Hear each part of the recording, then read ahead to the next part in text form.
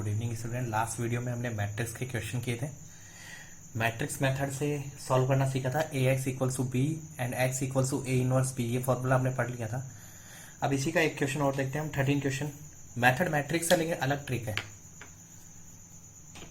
हमें हर क्वेश्चन में X equals to A inverse B नहीं करना, कई बार वो कोई ट्रिक अप्लाई कर देता है। देखते हैं वाला क्वेश्चन, क्वेश्चन नंबर 13 है। देखिए, दो अवयव दिए, उन दोनों का पहले पूछा गया है कि गुणनफल करें, मतलब दोनों का मल्टीप्लाई करना है, और उसके बाद एक सिस्टम दे रखा है। इस सिस्टम को मुझे सॉल्व करना है। इंग्लिश में भी लिखा है क्वेश्चन नीचे, find the product of this and this matrix. ये दो मैट्रिक्स है, इन दोनों का प्रोडक्ट निकालना है। उसके बाद कहा गया कि इसका सॉल्यूशन निकालिए। तो हमारा क्वेश्चन है, पहला काम हमें इन दोनों को मल्टीप्लाई करना है। सॉल्यूशन स्टार्ट करते हैं हम। पहले हम एक मैट्रिक्स को ए से डिनोट कर लेते हैं। जैसे इस वाले को मैंने ए क्या, -4 4 4 -7 1 3 5 -3 -1। दूसरे मैट्रिक्स को मैंने बी कहा है 1 -1 1 1 -2 -2 2 1 3। ये दो मैट्रिक्स मेरे पास हो गए। अब मैं ए इंटू बी कर रहा हूं। -4 4 4 -7 1 3 5 -3 -1। इसका नोटेशन कुछ और कर लेते हैं। ये ए था, मैंने इसको कह दिया क्यू। क्यू मैंने इसको कह दिया, और इसको मैं पी कह देता हूं। सो ये पी हो गया, और ये हो गया आपका Q matrix. P into Q करना है मुझे। 1 -1 1 1 -2 -2 2 1 3। सो मल्टीप्लाई स्टार्ट करते हैं। -4 से मैंने 1 को मल्टीप्लाई किया, सो -4 4 को 1 से किया 4 4 को 2 से मल्टीप्लाई किया 8 -4 को मैंने -1 से किया प्लस का 4 4 को -2 से किया -8 4 को 1 से किया 4 -4 को 1 से किया -4 4 को -2 से किया -8 प्लस 12। सो इस तरह से मैं सॉल्व कर रहा हूँ। देखिए 8 प्लस 4 से -4 कैंसिल, सो ये ओवरऑल 8 आ जाएगा। ये वाला पूरा कैंसिल हो रहा है 0। यहाँ पे 12 -12 0 आ जाएगा। ऐसे ही आप जब दूसरी रो को मल्टीप्लाई करेंगे तब आपको 0 8 0 मिलेगा। थर्ड रो को आप मल्टीप्लाई करेंगे 0 0 8 मिलेगा। सो अगर आप रिजल्ट देखें, सो पी क्यू इक्वल्स टू 8 1 0 0 0 1 0 0 0 1। इसे मैंने कहा P Q equals to 8i। P Q equals to 8i हो गया। सो मैं इसे ये भी लिख सकता हूं, p/8 multiply Q equals to I, और p into q/8 equals to I. मैं इसे दोनों तरीके से लिख सकता हूं, p/8 into Q equals to I और p into q/8 equals to I. मैंने दोनों तरह से इसे लिख के छोड़ दिया। आगे जैसा यूज होगा वैसे हम इसे यूज करेंगे। देखिए मैंने लिखा था p into q/8 equals to I and p/8 into Q equals to I. ये दोनों स्टेटमेंट मैंने लिखे थे। हमने पढ़ा था कि a इंटू ए इनवर्स ही आई आ सकता है, मतलब a का अगर a इनवर्स से मल्टीप्लाई करेंगे तभी मुझे i मिल सकता है। तो इसका मतलब अगर ये p है तो ये p इनवर्स होना चाहिए। सो p इनवर्स होगा q/8, और अगर ये q है तो ये q इनवर्स होना चाहिए। तो दोनों में से कोई भी एक हम अप्लाई कर सकते हैं। अगर मैं p इनवर्स की बात करूं तो p इनवर्स हुआ q/8। 1/8 को मैंने बाहर रखा, एंड q की वैल्यू थी मेरे पास 1 -1। ऐसे मैं q की वैल्यू पुट करता हूं। तो दूसरी तरह से मैं देखूं, अगर मैं इसको q कहता हूं, मैंने ये स्टेटमेंट भी पढ़ा था कि a inverse into A equals to I है। तो अगर मैं q इनवर्स की बात करूं तो वो होगा मेरा p/8। सो दोनों में से मुझे जिसकी जरूरत होगी मैं उसे यूज करूंगा। अब एक बार मैं सिस्टम लिख लेता हूं। गिवन सिस्टम क्या था, x - y plus z equals to 4, x - 2y - 2z equals to 9, 2x plus y plus 3z equals to 1। यहाँ पे अगर मैं a लिखता हूँ सिस्टम के अकॉर्डिंग तो होगा 1 -1 1 1 -2 -2 2 1 3। ये हो गया a। और अगर आप देखें तो ए की जो वैल्यू है वो क्यू के इक्वल है। सो ए इक्वल्स टू आपको क्यू मिल गया है, ए इक्वल्स टू क्यू मिल गया है। तो सिस्टम का सॉल्यूशन होता है X equals to A inverse B.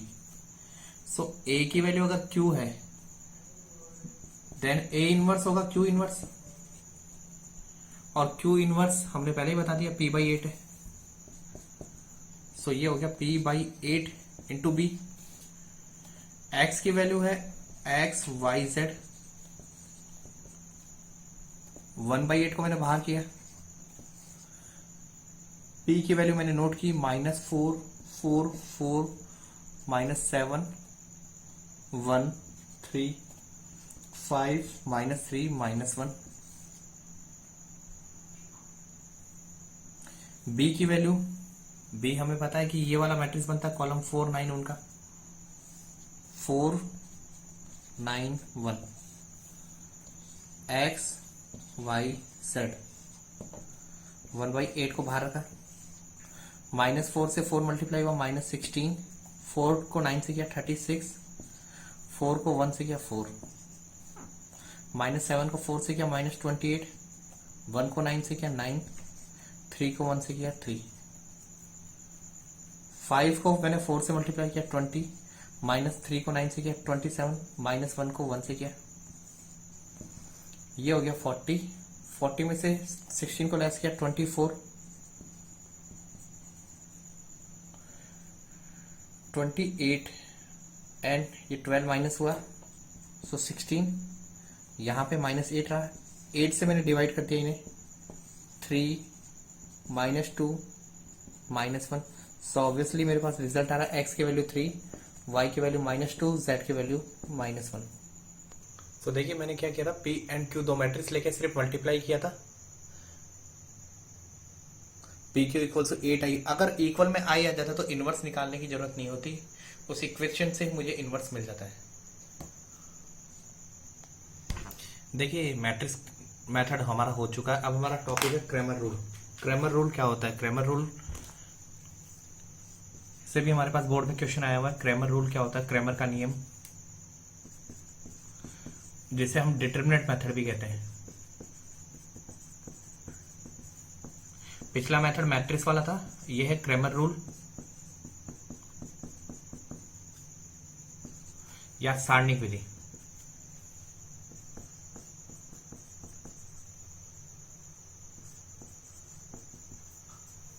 देखिए सपोज हमें 3 इक्वेशन दिए, a1x plus b1y plus c1z equals to d1, a2x plus b2y plus c2z equals to d2, a3x plus b3y plus c3z equals to d3। ये मुझे equation दिए variables में। हमें सबसे पहले करना क्या है, हमें जैसे हम a बनाते थे, इस बार a नहीं बनाना, हमें डेल बनाना है। डेल होगा डिटरमिनेंट, मैट्रिक्स नहीं होगा, डिटरमिनेंट होगा। x के कोफिशिएंट लिखिए a1 a2 a3 b1 b2 b3 c1 c2 c3, ये मैंने लिख दिया del.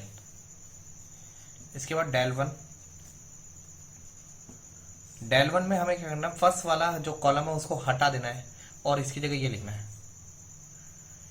d1 d2 d3 b1 b2 b3 c1 c2 c3। इसके बाद मुझे डेल टू लिखना है। डेल टू में वापस इसी को देखेंगे हम, इसमें फर्स्ट वाले को एज इट इज लिखना है, थर्ड वाले को एज इट इज लिखना है, जो सेकंड वाला है उसकी जगह रिप्लेस करना है d1 d2 एंड d3। इसके बाद डेल थ्री, ध्यान रखना जो नंबर है सबस्क्रिप्ट वही कॉलम फर्स्ट वाले से गायब होता है।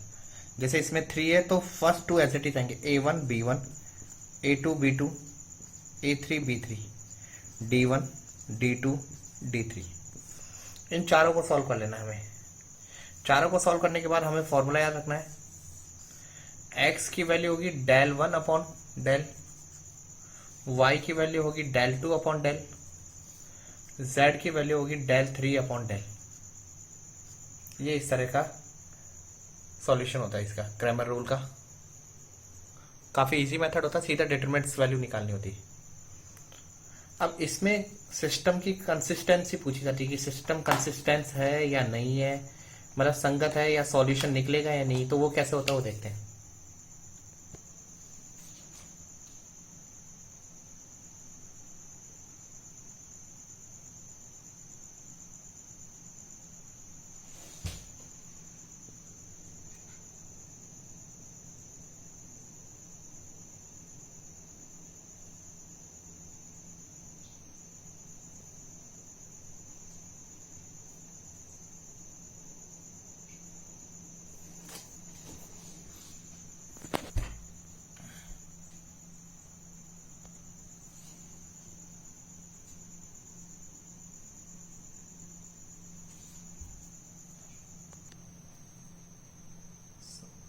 ये पूरा आपको याद रखना है।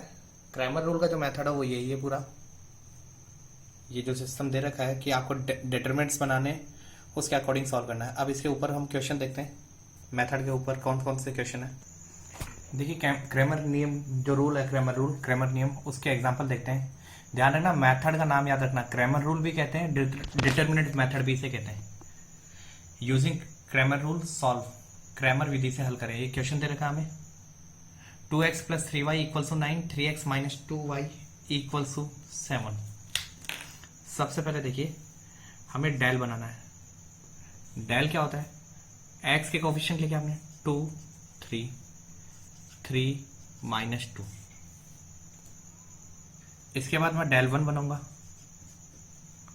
डेल 1 क्या होगा, मुझे फर्स्ट कॉलम हटा देना, ये वाला पूरा हटा देना, इसकी जगह ये लिखना है 9 7 3 minus 2, second as it is रखना है। देन मैं डेल 2 लिखूंगा। डेल 2 में मुझे सेकेंड कॉलम हटाना है, 2 3 मैंने फर्स्ट लिखा है ऐसे कैसे, सेकेंड कॉलम लिखा 9 7। इसके बाद मैं सॉल्व करता हूँ। 2 इंटू माइनस 2 हुआ हमारा -4, 3 इंटू 3 हुआ 9, so -4 and -9 -13 not equals to 0। 9 into -2 आपका हुआ -18, ये हो गया -21, सो ये -39 also not equals to 0। 2 into 7 हुआ आपका 14, -3 इंटू 9 हुआ 27, -13 नॉट इक्वल्स टू 0। तो मैंने डेल 1 और डेल 2 तीनों की वैल्यू निकाल ली है।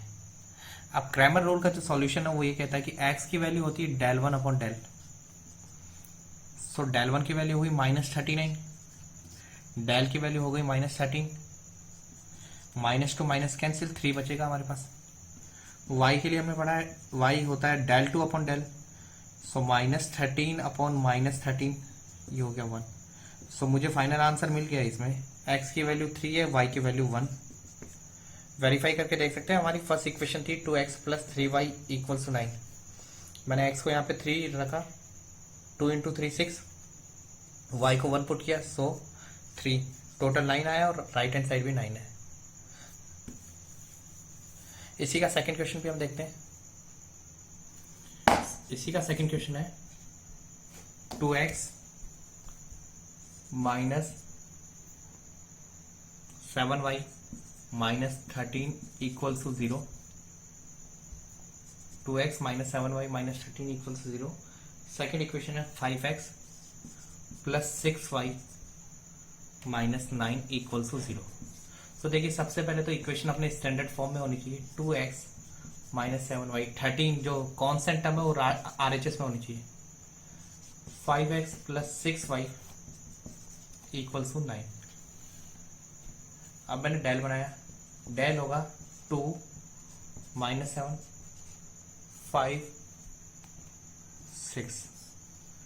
उसके बाद मैं डेल 1 बनाता हूँ। डेल 1 होगा 13 9 माइनस 7 6। देन मैं डेल 2 बनाता हूँ 2 5। डेल 1 जो डेल है उसमें फर्स्ट कॉलम का एज इट इज रखा, सेकेंड की जगह मैंने लिखा 13 9। ये मैंने डेल 1 और डेल 2 की वैल्यू निकाली है। अब देखिए डेल की वैल्यू क्या होगी, 6 इंटू 2 12, बीच में माइनस साइन, 5 इंटू -7 -35, सो ये ओवरऑल +35 हुआ 47, not equal to 0। 13 into 6 78 plus 91, so ये हो गया आपका 141, not equal to 0। 9 into 2 18 -65 -47, not equal to 0। अब x की जो वैल्यू थी वो थी del 1 upon del, so 141 upon 47 equal to 3। y की जो वैल्यू थी वो होगी del 2 upon del -47 upon 47 equal to -1। So ये देखिए, ये तो 8 का फर्स्ट क्वेश्चन था, सॉरी 7 का फर्स्ट था, और ये 7 का सेकंड है।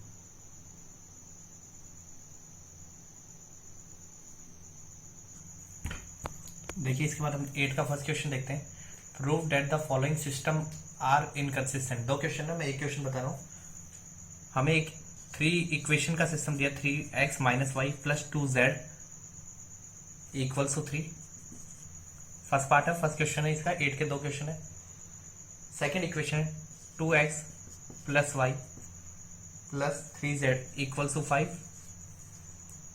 थर्ड है x - 2y - z equals to 1। So ऐसे मुझे 3 इक्वेशन दिए इसमें। देखिए मुझे सिस्टम को देखिए हम सबसे पहले निकालते हैं इसमें डेल क्या होगा। डेल की वैल्यू होगी 3 - 1 2 2 1 3 1 -2 -1। सो इससे सॉल्व करते हैं। 3 इसको सॉल्व किया, सो ये होगा -1, बीच में माइनस साइन, -6, सो ये हो गया +6। देन माइनस एंड -1, सो ये +1 हो गया। इसको सॉल्व किया, 2 इंटू -1 -2, 1 इंटू -3 -3। फाइनली मैं इसे सॉल्व कर रहा हूं, 2 को 2 -4 एंड -1, 6 -1 5 5 3 15 -5 एंड -10। सो ये आंसर आपका 0 आ गया। इसके बाद हम del 1 निकालेंगे। del 1 में मुझे पहला कॉलम हटा के ये लिखना होगा 3 5 1 3 5 1। Second column -1 1 -2 2 3 -1। इसे सॉल्व करना है। 3 -1 +6 3 -1 +6, बीच में -1 आया। 5 इंटू -1 -5 -3 +2 के लिए -10 -1। सो ये 5 5 3 15 +8 and -22। So 15 + 8 23।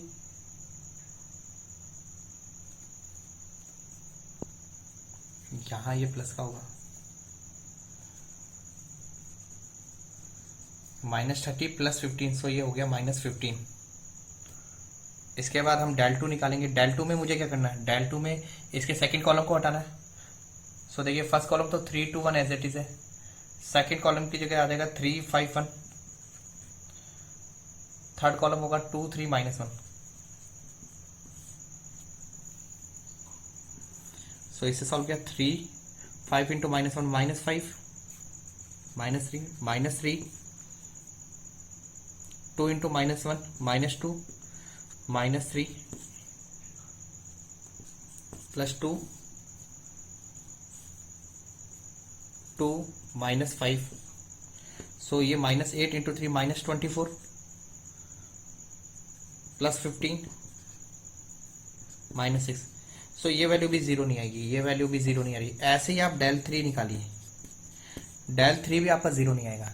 So inconsistent system होता क्या है कि अगर आपका del 0 आ रहा हो, del की वैल्यू तो 0 आ रही है, del 1 not equal to 0, del 2 not equal to 0, del 3 not equal to 0, तब निकाय आपका असंगत होता है। निकाय को आप कहते हैं असंगत।